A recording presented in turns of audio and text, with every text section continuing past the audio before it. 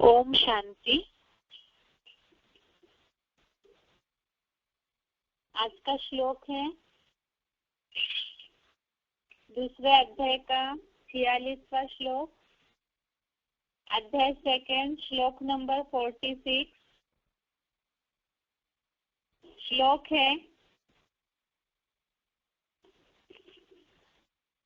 श्लोक है यावानर्थ उद्पाने सर्वतः संप्लुतोदके तावान् सर्वेषु वेदेषु ब्राह्मणस्य विजानतः।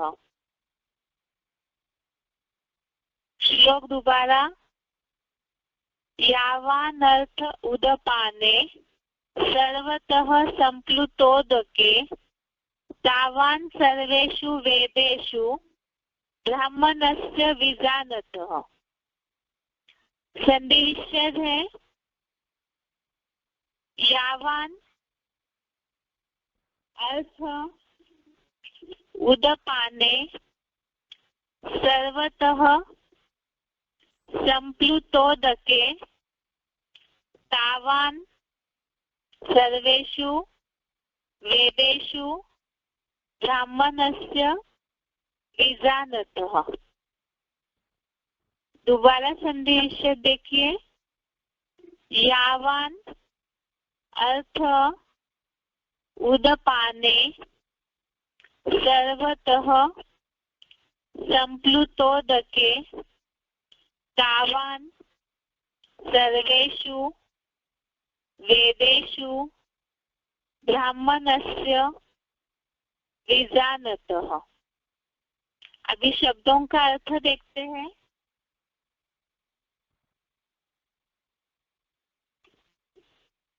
सर्वतः अर्थात चारों ओर से, संपूर्ण भरपूर,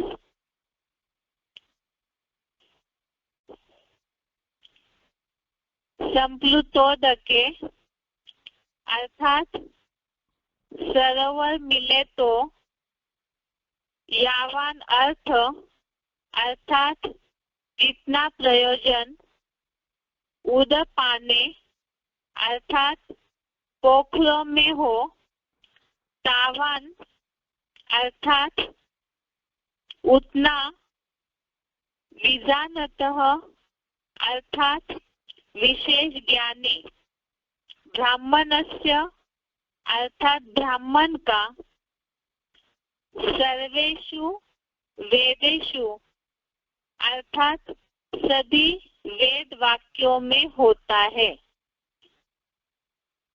दोबारा शब्दों का अर्थ देखते हैं। सर्वतः अर्थात चारों ओर से संपूर्ण भरपूर, संप्लुतोदके अर्थात सरोवर मिले तो, यावान अर्थ अर्थात जितना प्रयोजन, उदपाने अर्थात पोखरों में हो, तावान अर्थात उतना, विजानतः अर्थात विशेष ज्ञानी, ब्राह्मणस्य अर्थात ब्राह्मण का, सर्वेषु वेदेषु अर्थात सभी वेद वाक्यों में होता है। अभी शब्दों श्लोक का अर्थ देखते हैं। श्लोक का अर्थ है चारों ओर से संपूर्ण भरपूर सरोवर मिले तो जितना प्रयोजन पोखरों में हो, उतना विशेष ज्ञानी ब्राह्मण का सभी वेद वाक्यों में होता है। दोबारा अर्थ देखते हैं श्लोक का। चारों ओर से संपूर्ण भरपूर सरोवर मिले तो जितना प्रयोजन पोखरों में हो, उतना ही विशेष ज्ञानी ब्राह्मण का सभी वेद वाक्यों में होता है। अर्थात जैसे 2-3 दिन पहले से इस श्लोक में बात चल रही है वेद वाक्यों की, या वेद पढ़ने की, जैसे कल बताया है कल के श्लोक में 45 नंबर श्लोक में कि वेद जो है वो त्रिगुण युक्त है। इसीलिए अर्जुन को भगवान ने बताया कि इनसे भी परे सत्व गुण में स्थिर हो जा। इसे हमने समझा है कि वेद अर्थात ही जो मुरलियां है उसे बोला है, और जब तक उन मुरलियों का क्लैरिफिकेशन न मिले अर्थात गीता ज्ञान अमृत न निकले, तब तक जो प्राप्ति होनी चाहिए या आत्मा जो सत्व गुण में स्थिर होनी चाहिए वो स्थिर नहीं हो पाएगी। आज के श्लोक में भी यही बताया कि चारों ओर से संपूर्ण भरपूर सरोवर मिले तो, अर्थात इस सरोवर में चारों ओर भरपूर पानी है, तो ज्यादा भरे हुए पानी वाले सरोवर के आगे जो छोटे से पोखरे रहते हैं या गड्ढे गड्ढियां होती है, तो उसका इतना महत्व नहीं होगा व्यक्ति को। वो तो जहाँ भरपूर पानी मिल रहा है उसी ओर खींचा चला जाएगा, जहाँ मैला पानी है कम पानी है वहां नहीं जाएगा। तो ये एक व्यावहारिक बात बताई श्लोक में, और इसी की तुलना की है ज्ञान जल से। आगे बताया है उतना ही विशेष ज्ञानी ब्राह्मण का सभी वेद वाक्यों में होता है। अर्थात जैसे जहाँ भरपूर पानी वाला सरोवर मिले तो पोखरों की तरफ किसी की बुद्धि जाएगी नहीं, जहाँ मटमैला या कम जल मिले पानी मिले। इसी तरह से जहाँ भरपूर ज्ञान जल मिल रहा हो तो वहां पर जो ज्ञानी ब्राह्मण है वो भी वेद वाक्यों को जैसे पोखरों के जल की तरह ही देखेंगे। एक बार इसे क्लैरिफिकेशन सहित देखते हैं। क्लैरिफिकेशन सहित अर्थ पढ़ रहे। चारों ओर से संपूर्ण भरपूर ज्ञान जल का मान सरोवर मिले तो जितना प्रयोजन छोटे छोटे मटमैले पोखरों में हो, उतना ही विशेष एडवांस ज्ञान सागर के ज्ञानी ब्राह्मण का सभी ब्रह्मा मुख निस्तृत वेद वाक्यों जैसी मंथन रहित मुरलियों में होता है। यहाँ बताया कि यह स्पष्ट क्लैरिफिकेशन में अर्थ लिखा हुआ है कि चारों ओर से संपूर्ण भरपूर ज्ञान जल का मान सरोवर मिले तो जितना प्रयोजन छोटे छोटे मटमैले पोखरों में हो, उतना ही विशेष एडवांस ज्ञान सागर के ज्ञानी ब्राह्मण का ब्रह्मा मुख निस्तृत अर्थात ब्रह्मा मुख से जो मुरलियां निकली है, जिसे वेद वाक्य कहा जाता है, जो मंथन रहित मुरलियां है अर्थात कागज की मुरली, जिसे थर्ड क्लास बोला है क्लैरिफिकेशन में, तो ऐसी मुरलियों में होता है। अर्थात ही वो मुरलियों में मंथन नहीं है, ऊपर ऊपर का है। दूसरी बात, कागज की मुरलियों में ब्रह्मा बाबा के शरीर छोड़ने के बाद समय प्रति समय जो कटिंग्स होती गई मुरलियों के महावाक्यों की, जिसके लिए मुरली में भी ये बात आई है कि जो अनन्य बच्चे होंगे अर्थात अच्छे पुरुषार्थी होंगे, वो जरूर शिकायत करेंगे शिव बाबा से कि हमें असली माल नहीं मिलता है, असली रत्न नहीं मिलते हैं, हमारी मुरलियों में कटिंग होती है। तो जहाँ महावाक्यों में कटिंग हो करके जो कागज की मुरलियां या तो थर्ड क्लास मुरली आ रही है, बंधन रहित मुरली है, जिन्हें वेद वाक्य बोला हुआ है और जिनका अर्थ खुद ब्रह्मा मुख द्वारा जो मुरलियां चली, जिनका अर्थ खुद ब्रह्मा बाबा भी सही रीति से नहीं समझ पाए, तो ऐसे वेद वाक्य रूपी जो मुरली है, ऐसे जो वेद है जो 3 गुणों से भरे हुए हैं, तो उनका जो जल है, उनका जो पानी है वो पोखरों की तरह है। और उसकी तुलना में जहाँ डायरेक्ट ज्ञान जल का मानसरोवर मिलता है, तो मानसरोवर का जो जल है उसके लिए दुनिया में कहा जाता है कि वो बहुत शुद्ध जल होता है, अमृत समान माना जाता है मानसरोवर के पानी को। तो ऐसा मानसरोवर यहाँ श्लोक के भावार्थ में क्लैरिफिकेशन में तो बेहद की बातें बताई है कि जहाँ चारों ओर से संपूर्ण भरपूर, अर्थात शिव बाबा का जो क्लैरिफिकेशन वाली मुरलियों का ज्ञान है, तो उसमें जहाँ गीता ज्ञानामृत दिया जा रहा है उसमें चारों ओर से संपूर्ण भरपूर, अर्थात शिव बाबा त्रिकालदर्शी है, तो तीनों कालों का, तीनों लोकों का, हर बात का ज्ञान, जो दुनिया की जो भी बातें हैं उन सारी बातों का ज्ञान जो है वो उस ज्ञान जल के मानसरोवर में समाया हुआ है।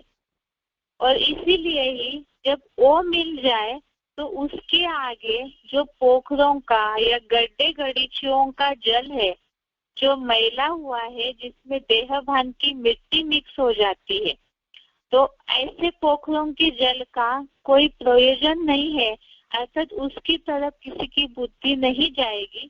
इसी तरह से जो एडवांस ज्ञान सागर के ज्ञानी ब्राह्मण है, तो उनका भी ध्यान जो ब्रह्मा मुख से निकले हुए वेद वाक्य रूपी मंथन रहित थर्ड क्लास मुरलियां है, उनकी तरफ भी उनका आकर्षण नहीं जाएगा। तो इसका मतलब ये है, जैसे कि जो पुराना गीता का किताब है उसमें ये बात लिखी हुई है कि साक्षात भगवान द्वारा जब सत्य ज्ञान मिल जाता है तो वेद आदि पढ़ने की कोई जरूरत नहीं रहती है। इसमें खास ये बात भी है, जैसे थर्ड क्लास मुरली या अव्यक्त वाणिया है, तो उसके लिए बताया कि उसमें तो मंथन नहीं है, क्योंकि वो कागज की मुरलियां है, अव्यक्त वाणिया है, इसीलिए उनके जल में कोई प्रयोजन नहीं है। जैसे ज्ञान मानसरोवर जो है उसके लिए कहा जाता है दुनिया में भी, जैसे बताया उसका पानी अमृत समान माना जाता है, ऐसे ही जो जल है उसका वो पूरा ट्रांसपेरेंट होता है। कहते हैं कि कैलाश पहाड़ पर जो मानसरोवर है तो दुनियावी मान्यता है, असली अर्थ तो शिव बाबा बताते हैं। ये बताया जाता है कि वहाँ मिट्टी का नामो निशान नहीं है, तो वो जो जल है इतना ट्रांसपेरेंट है कि पूरा उसका जो नीचे का सतह है वो भी दिखाई देता है। तो इसका मतलब देह भान की मिट्टी जहाँ नहीं है, तो ऐसा जो मानसरोवर है जो बहुत ऊंची स्टेज वाला है, त्रिकालदर्शी वाला ज्ञान जिसमें समाया हुआ है, उसकी तुलना में और जितने भी देहधारी है उनमें जन्म मरण के चक्र में आने के कारण देह भान की मिट्टी से उनका जो ज्ञान जल है वो मैला है, मिक्सचरिटी वाला है, जिसमें मनमत मिक्स हो जाती है। तो वैसे ही वेद वाक्य जो है, गीता सतप्रधान शास्त्र है और उसकी तुलना में वेद जो है वो 3 गुणों से भरे हुए हैं, और इसीलिए उनकी तरफ जो एडवांस ज्ञान सागर के ज्ञानी ब्राह्मण है, जिन्होंने यथार्थ रीति शिव बाबा के पाठ को पहचाना होगा, तो उनका ध्यान और कोई भी तरफ के जल में, अर्थात और कहीं भी ज्ञान सुनने की तरफ नहीं जाएगा। यहाँ तो खास वेद वाक्यों की बात बताई है, लेकिन इसके साथ साथ ही कई बार पुरुषार्थी जीवन में ब्राह्मणों को ऐसे होता है कि कई शास्त्रों की ओर बुद्धि जाती है, कई धार्मिक सीरियल की तरफ बुद्धि जाती है। तो अभी तो जितने भी शास्त्र है कलयुगांत में बने हुए, जो भी शास्त्रों से रिलेटेड बातें दिखाई जाती है, तो उसमें बहुत सारी मिक्सचरिटी होती है। और अगर उस तरह बुद्धि जाएगी, ये तो भक्ति मार्ग की बात हुई, जैसे और भी अन्य गुरु लोग साधु संत वगैरह बताते हैं, कई बार और कुछ नया मिले, इस भाव से पुरुषार्थी जीवन में भी बुद्धि न कहीं खींचती रहती है। इसके साथ साथ ही और भी जैसे ज्ञान सुनाने वाले वैरायटी लोग हैं, एडवांस में भी ऐसे बहुत सारी आत्माएं हैं जो बिखर रहे हैं, कहीं ना कहीं अनिश्चय बुद्धि हो रहे हैं। तो ऐसे कहीं भी अगर बुद्धि का आकर्षण जाता है तो इसका मतलब मानसरोवर के जल में पूरी तरह से डूबे नहीं है। अगर मानसरोवर के जल में बुद्धि पूरी तरह से डूबी है और उस ज्ञान को अर्थात शिव बाबा जो मुरलियों का क्लैरिफिकेशन दे रहे हैं उसे यदि सही रीति से समझा है तो और कहीं भी बुद्धि का आकर्षण नहीं जाएगा। और अगर जाता है तो जैसे इसके पहले भी हमने श्लोकों में समझा है, जो व्यवसायत्मिका बुद्धि, ये जो श्लोक हमने पढ़ा उसमें बताया कि अनेक शाखाओं की, जो अनेक द्वैतवादी विधर्मों से निकली हुई अनेक शाखाओं की मतें तो अनेक है, और उस तरफ अगर बुद्धि जाती है कहीं भी और तरफ, इसका मतलब ये है कि मानसरोवर के जल में पूरी तरह से डूबे नहीं है, और डूबे नहीं है तो फिर कहीं ना कहीं बुद्धि का आकर्षण जाएगा। अर्थात पोखरों के पानी में जो मैला जल है उसमें बुद्धि का आकर्षण जाता है तो इससे देहभान ही बढ़ेगा, क्योंकि जिस गड्ढे गड़ीची में, तालाब में, पोखरों में पानी में मिट्टी पूरी भरी हुई है, अर्थात जिनमें जो भी देहधारी मनुष्य है जिनका खुद का देहभान नष्ट नहीं हुआ है, तो ऐसों के ज्ञान जल में अगर बुद्धि डूबती है तो कहीं भी देहभान का ही शंका रंग लगेगा, और जिस तरह से अवस्था पुरुषार्थी जीवन में बननी चाहिए वो नहीं बनेगी। मानसरोवर के लिए ऐसी मान्यता है कि मानसरोवर के जल में जो डुबकी लगाते हैं, स्नान करते हैं, तो कहते हो परिया बन करके निकलती है। अर्थात यहाँ तो बेहद की बात है, जो ज्ञान जल, ज्ञान सागर का जो ज्ञान जल है, अर्थात शिव बाबा के द्वारा जो गीता ज्ञानामृत रूपी मूल्यों का क्लैरिफिकेशन मिलता है, उसमें अगर बुद्धि पूरी तरह से उसी के मनन चिंतन में लगाते हैं और मनन चिंतन करके उस ज्ञान को ही अपने संकल्पों रूपी खून बनाते हैं, तो उससे ज्ञान योग के पंख वाली परिया ही बनेंगे। अवस्था इतनी ऊंची हो जाएगी कि इस देहभान की जो दुनिया है उससे भी बिल्कुल परे हो जाएंगे। लेकिन अभी वो अवस्था नहीं महसूस होती, ऊपर नीचे होते हैं, इसका मतलब कहीं ना कहीं पोखरों के जल में, गड्ढे गड़ीचियों के जल में बुद्धि कहीं ना कहीं खींचती है। अगर पूरी तरह से एक शिव बाबा दूसरा न कोई, और ज्ञान जल का ये मानसरोवर जो चारों तरफ से भरा हुआ हमें मिला है, ऐसी दृढ़ निश्चय बुद्धि जहाँ हो जाएगी एडवांस ज्ञान सागर के ज्ञानी ब्राह्मण बच्चों को, तो और कहीं बुद्धि का आकर्षण नहीं जाएगा, तो ज्ञान योग के पंख लगने के कारण परियों जैसी उड़ती कला का अनुभव होगा, और साथ में ही अवस्था जो ऊपर नीचे होती है वो भी नहीं होगी। ये है आज के श्लोक का अर्थ। एक बार इसे दोबारा पढ़ते हैं।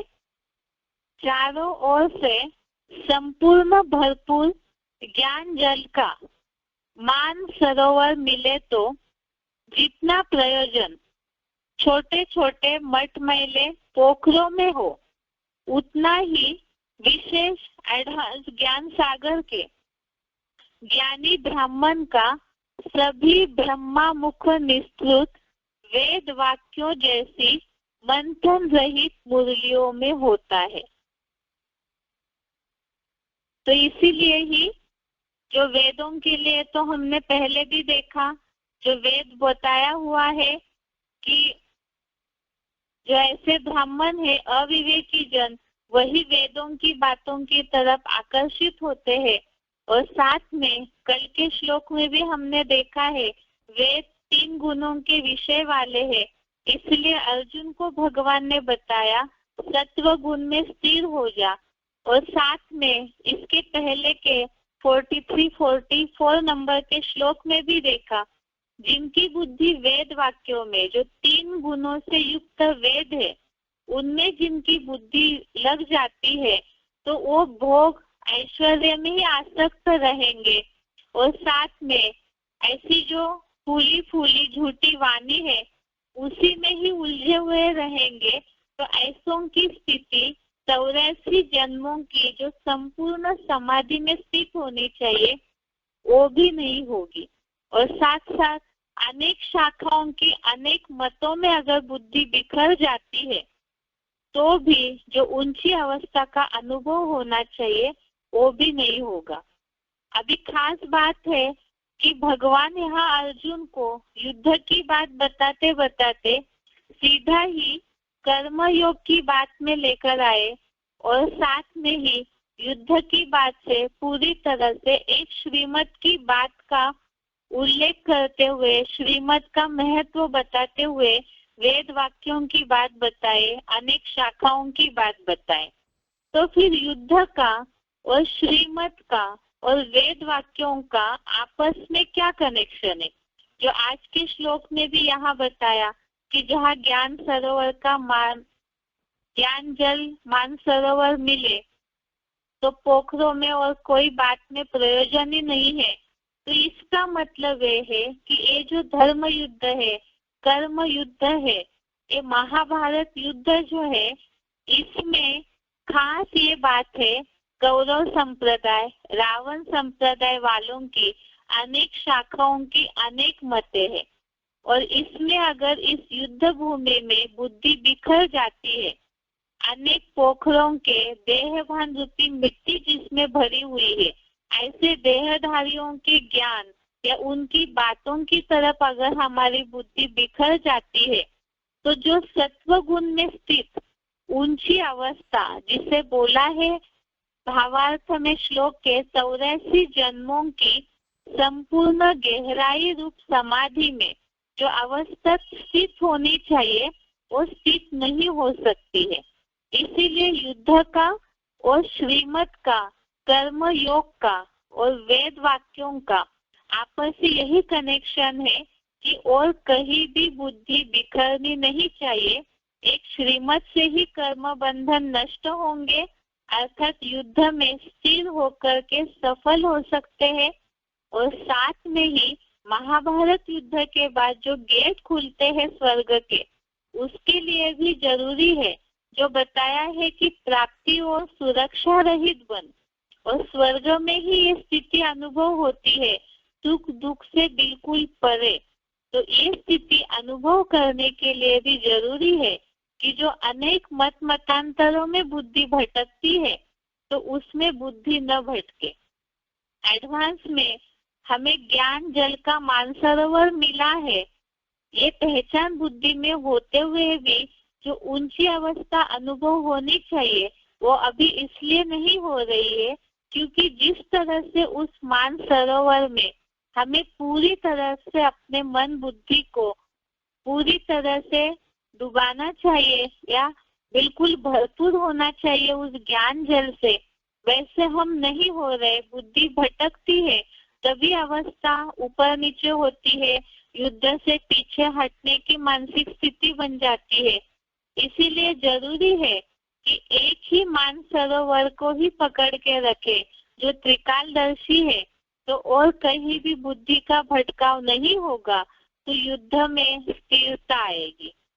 ये आज का श्लोक है, एक बार इसे उच्चारण सही सुनते हैं।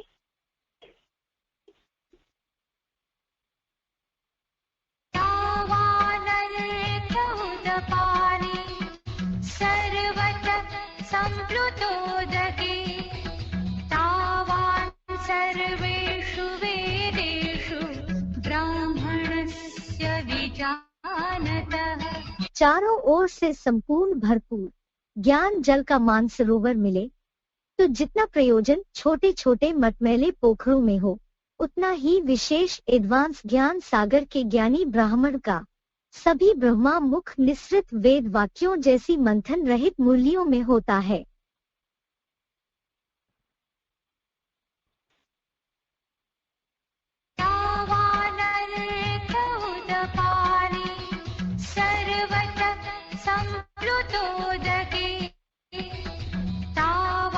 सर्वेषु वेदेषु ब्राह्मणस्य विजानतः।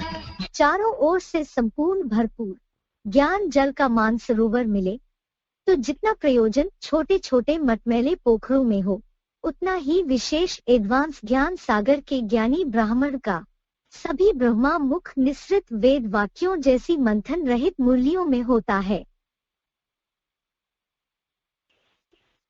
आगे इस श्लोक से रिलेटेड ही सिलेक्टेड पॉइंट है वार्तालाप नंबर 1525, डिस्कशन नंबर 1525।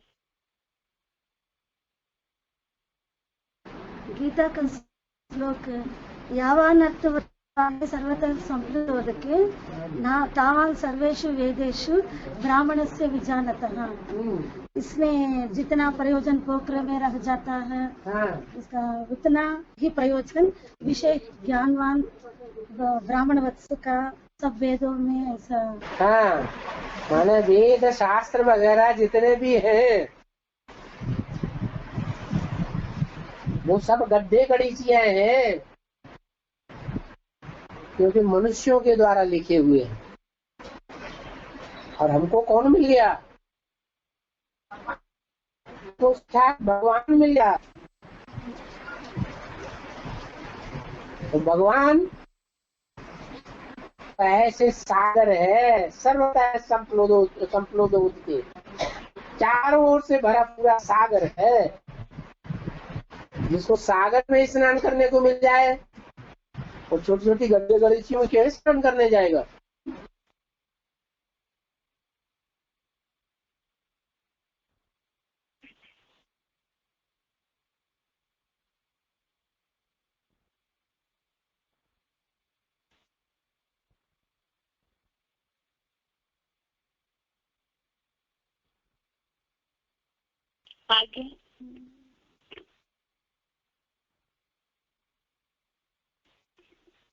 आगे है वार्तालाप नंबर 1588, डिस्कशन नंबर 1588।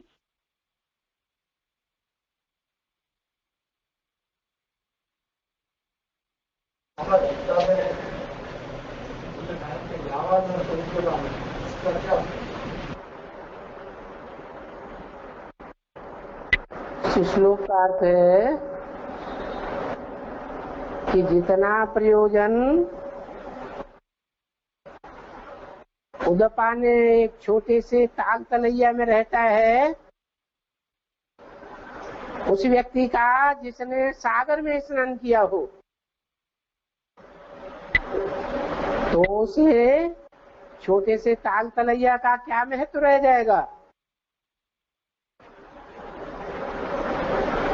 कोई महत्व रहेगा? जिसको रोज सागर में स्नान करने को मिलता हो, उसे ताल तलैया में स्नान करने का क्या महत्व रहेगा? कोई महत्व नहीं। जैसे तुम बच्चों को फर्स्ट क्लास मुरली मिलती है,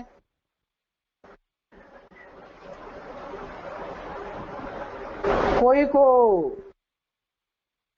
सेकंड क्लास टैप रिकॉर्डर से मिलती है,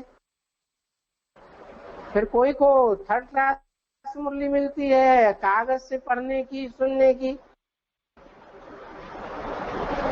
तो जिनको फर्स्ट क्लास मुरली आए दिन मिलती रहती है, उनके लिए थर्ड क्लास मुरली की क्या आवश्यकता रह गई? कोई प्रयोजन नहीं, कोई अर्थ नहीं।